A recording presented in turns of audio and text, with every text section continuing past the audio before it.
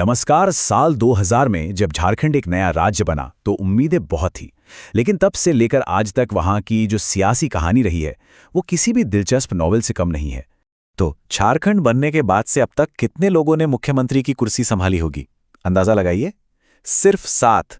जी, बस 7 लोग। सुनने में लगता है कि अरे तब तो काफी स्टेबल सरकारें रही होंगी, है ना? लेकिन असली ट्विस्ट तो अब है। इन्हीं 7 लोगों के बीच मुख्यमंत्री का पद 13 बार बदला है। 7 लोग, 13 कार्यकाल। सोचिए जरा कितनी उथल-पुथल रही होगी।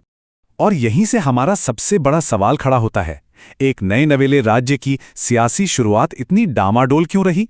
इसी सवाल के जवाब में ही झारखंड की पूरी राजनीतिक कहानी छिपी हुई है। कहानी की शुरुआत होती है बीजेपी के बाबूलाल मरांडी से।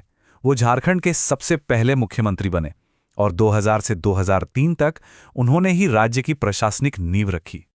और इसके बाद का जो दशक था 2003 से 2013, अरे बाप रे, वो तो एक पॉलिटिकल रोलर कोस्टर राइड जैसा था। सत्ता कभी अर्जुन मुंडा के पास तो कभी शिबू सोरेन के पास, ऐसे हाथ बदल रही थी कि पूछिए मत। और इस सब के बीच में बार बार राष्ट्रपति शासन भी लगाना पड़ा। मतलब अस्थिरता अपने चरम पर थी। यहां ये समझ लेते हैं कि ये राष्ट्रपति शासन होता क्या है। सीधे सीधे कहें तो ये वो समय होता है जब राज्य की चुनी हुई सरकार को सस्पेंड कर दिया जाता है और सारा कंट्रोल सीधे केंद्र सरकार के हाथ में चला जाता है। और अगर अस्थिरता का अंदाजा लगाना हो तो शिबू सोरेन का पहला कार्यकाल देखिए। ये झारखंड के इतिहास का सबसे छोटा कार्यकाल था। कितना?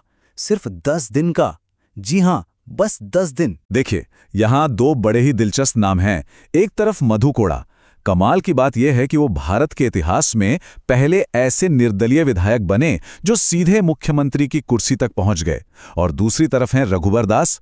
इन्होंने एक दूसरा ही रिकॉर्ड बनाया। वो झारखंड के पहले ऐसे मुख्यमंत्री बने जिन्होंने अपना पूरा 5 साल का कार्यकाल कंप्लीट किया। सिर्फ यही नहीं, वो राज्य के पहले गैर आदिवासी मुख्यमंत्री भी थे।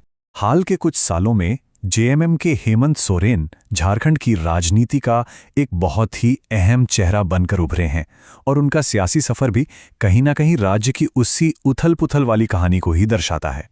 जरा उनके कार्यकाल की टाइमलाइन पर नजर डालिए।